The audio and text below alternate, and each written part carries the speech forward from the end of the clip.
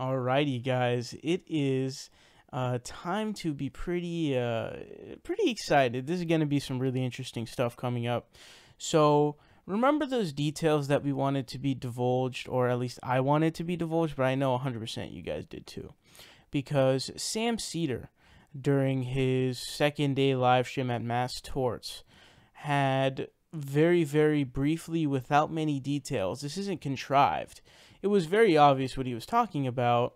One of his fans asked him something about Steven Crowder, and Sam Seder essentially says, given hints as to, let's just say Steven Crowder doesn't actually put his money where his mouth is, meaning that, he's all about debate this, debate that, lefties don't want to debate. And when he didn't state this at the time, he wanted to wait until Politicon had already passed. But he basically stated, it just seems to be the case that basically he does not put his money where his mouth is, in terms of, he claims that lefties won't debate and that he's all about doing debates. Yet for some reason it seems to be the case that when I offered to debate, he declined it. Now, he didn't say the latter part of the statement that I made where, I explained that, the details essentially of it. He didn't say that. He wanted to wait until Politicon was over. So we have some interesting stuff to look at here. Now, I'll add some context to this too. Politicon, there's been a pattern of conservatives backing out and chickening out of debates. So this isn't something that is a deviation. This is just following the pattern. And Coulter was supposed to debate Kyle Kalinske at Politicon. She backed out. Then there were a bunch of other people who were denying. He floated Ben Shapiro, Tommy Lahren, Candace Owens. All of them passed. So they all passed, and Jesse Lee Peterson passed, and all of the other people passed too. And so he ended up debating Scotty Nell Hughes, which wasn't all that much of a debate in the first place, because it seemed to be the case that they essentially agreed on a lot of stuff.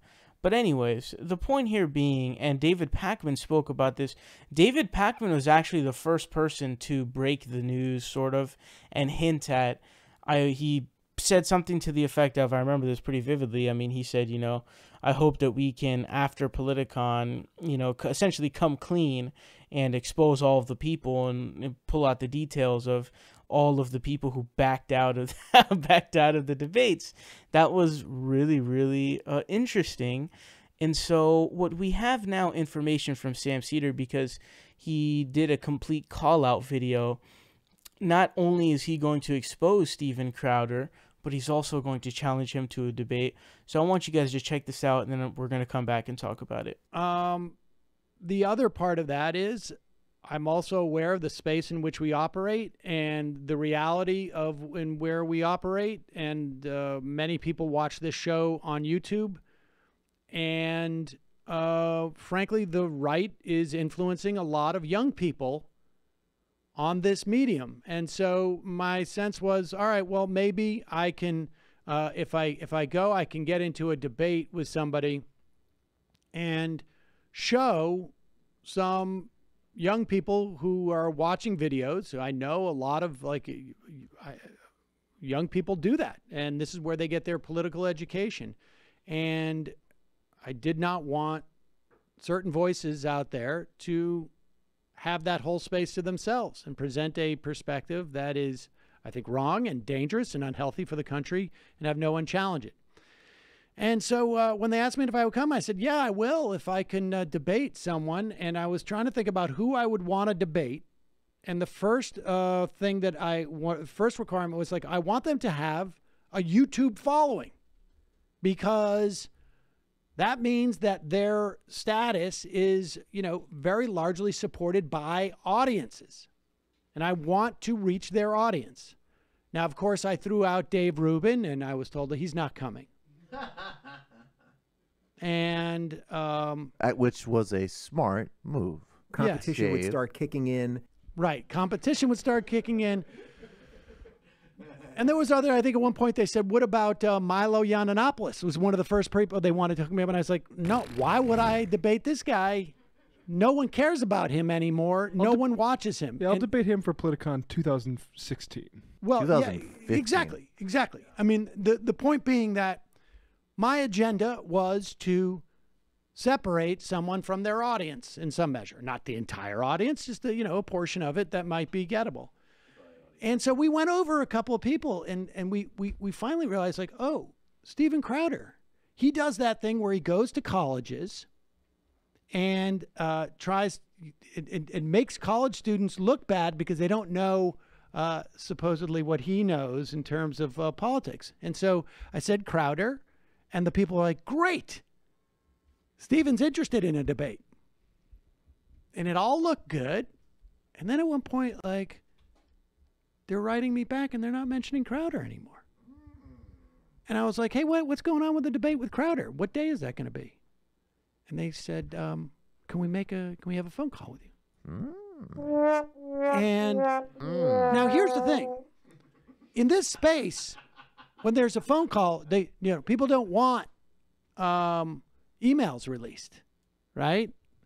And I was told on this phone call that Steven Crowder ghosted, literally stopped responding to their emails, and decided, and I think the quote was, pretty sure the quote was, somebody got cold feet. That's I guess Crowder is. I guess someone finally changed his mind after all. Now, there was also, and I was like, well, and she said something, the person I spoke to said something to the effect of, like, his team or something, his crew, and apparently his dad is his manager or something. Oh, thank you. And so now I think it was smart of Steven Crowder to avoid debating me at Politicon. Yeah, he can't just go up there and put on a tutu and say Stalin. It's not going to work. So it was a wise he has move. a sign out here. All right, let's take that out. Nice try. But he has, as you can see, he's sitting out there. He has a sign that says, change my mind.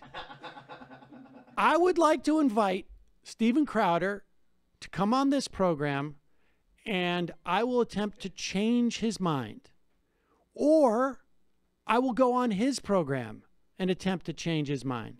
Or I will meet him anywhere at nearly any time at my expense to have the opportunity to change his mind, with the one stipulation that we record it on video with sound. So, Steven Crowder, if you are 1/16th the man that you purport to be, I am issuing you a very specific challenge to debate you. If I have it wrong that you did not chicken out from debating me at Politicon, like chicken out so much that you decided not to even attend, then we can obviously very easily come together and debate on any topic. So I will host you on any time, on any platform, in any way. All right, so the information has indeed been divulged. Now, basically, what you guys just saw Sam Seder explain in pretty good detail, if you ask me. Basically, David Pakman and Sam Seder both sort of were considering whether or not to go to Politicon. I know Sam Seder, I can't remember if it was Sam Seder or David Pakman specifically who essentially was being, it might have been both of them who were sort of skeptical of going, because there's this sphere of people on Twitter who think that like going to these conventions and doing these kinds of things are stupid because it engages people who aren't honest actors, which may or may not be true, but those people are all on Twitter. And they don't really like even deal with any of that stuff, and I think they're just completely wrong. So I think that they made the right decision of going to Politicon. But the point here being is that originally they were sort of, skeptical as to whether or not to go, because like I think originally Milo was supposed to go as well. Nobody cares about him anymore. But anyway, so he explains the storyline of, I wasn't sure if I wanted to go. And then he explains that, I told them that essentially a prerequisite for someone for me to debate is that they're in the YouTube sphere and they have a good size audience, because Sam has, 400,000 subscribers now, and he's got a huge channel. He's been on YouTube for a long time. And what his agenda makes sense. Basically, he was trying to infiltrate and sort of level off what's going on with the right wing on YouTube, which is this sort of idea that, the lefties don't debate and they're in their echo chamber and that sort of thing. So he comes up with the idea of Steven Crowder, and Politicon responds to them stating that, hey, that's a great idea. We have, Steven Crowder's looking to debate, and so this will be a cool idea. And as Sam explains, basically as the process went on, he essentially just backed out. He did the worst possible thing on 2 levels. He literally ghosted. Like, ghosting is literally like the lowest of the low type of stuff, except for certain situations. But like ghosting is seriously some pretty low stuff. Bro, how you gonna be like, yo, Politicon, I'm trying to come through? Or I'm assuming he got invited and then he was discussing and then just go ghost. Like, you should at least like send them something and be like, oh no, I'm just gonna decline. Don't just ghost. That's so lame. This dude ghosted them. Do you have any idea how lame that is? Not only did you ghost them, but you made it a decision that basically you don't even want to go, period. Like, you shouldn't be going, period. And I didn't know his dad was his manager. It's kind of weird. I don't know why that's weird. I don't know if that's really weird to me. Just conceptually speaking, it just seems kind of weird. But the point here being is that Steven Crowder apparently does not put his money where his mouth is. He actually backed out of the debate. I have a feeling he's going to respond to this, but I'm not 100% sure on that. But it would be really great to see a debate between Sam Seder and Steven Crowder. I think it would be a pretty level debate.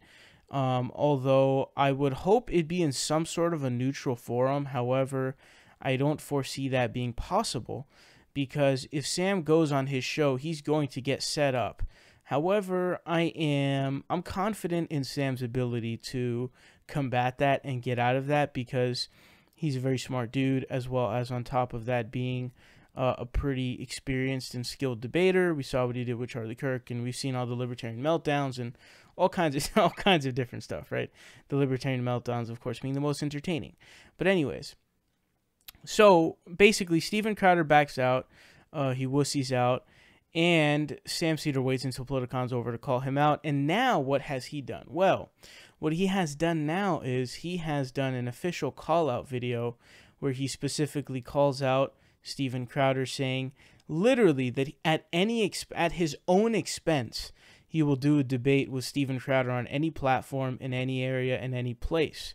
So Steven Crowder doesn't have any excuses at this time, because it's like, okay, he's even open to coming on your show where you set people up. So it's like, that, if you're going to deny that, I mean, you're a coward is what you are, because you go, the left won't debate, blah, blah, blah, blah, and then you're just going to back out. I have a feeling, the reason I say I have a feeling that he's going to respond is because he did make like the response video to Potholer after he like the whole debate thing kind of got like muddled, but he still made a video about that afterwards anyway. So I have a feeling he's going to respond. However, I don't know. But here's what I will say. I sincerely hope he responds, because I would find it really, really interesting. I find it vital and important to watch this. I think that it would be a really good debate to see happen. But remember when Steven Crowder was getting, he was essentially getting smoked by that guy Yusuf. He was just completely, just surgical, like some Pusha T surgical action going on there. And it was so bad that Steven Crowder was conceding points and pivoting to different things, as well as attempting to obfuscate, shut down what he was saying. He was trying to prevent from staying on topic by switching to, oh, well, there's constitutional parameters of government.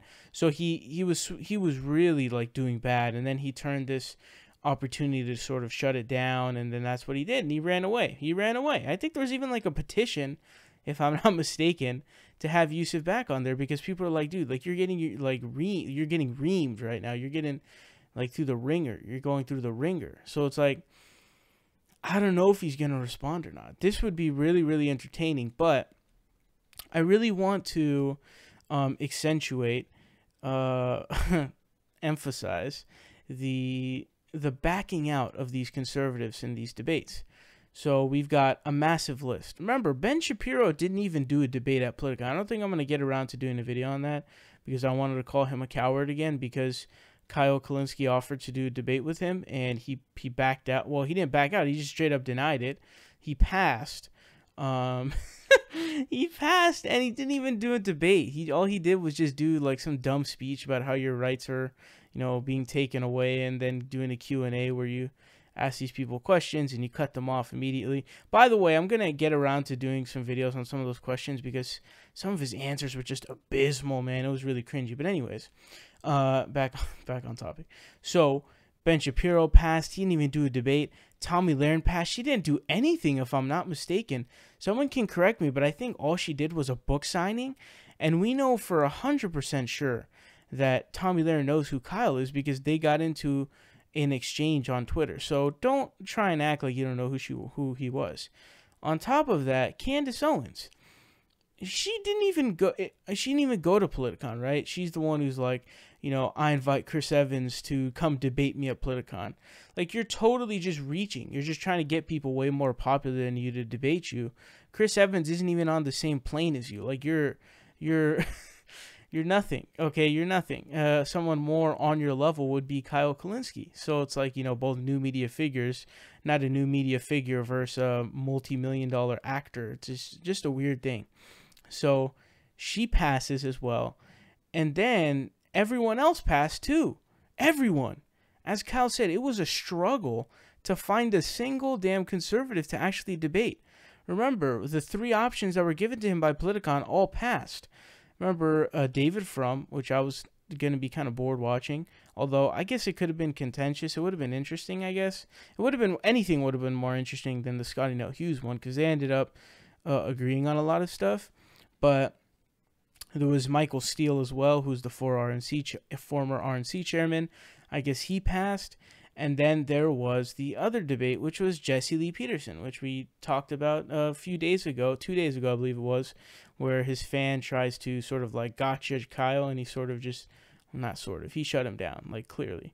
So he backed out, which that would have been super entertaining. So why am I going over all of this? I'm trying to explain to you guys that this is a tide-turning moment that has been going on, because you just had the full force new media progressivism, new media progressives over at Politicon doing, genuine, sincere attempts to do serious debates with serious people. And they turn out to be the cowards, while simultaneously claiming that the lefty progressive liberals are the cowardly ones. So will Steven Crowder do this or not? I don't know. I hope so, because I think it would be really awesome to watch. I think it would be pretty crazy, to be honest with you. I mean, I don't know how else to put it. There really is no other way to put it. It would be amazing. As Jesse Pearson says, amazing, So I'm excited to hear what happens. Hopefully he will not, wussy out of this.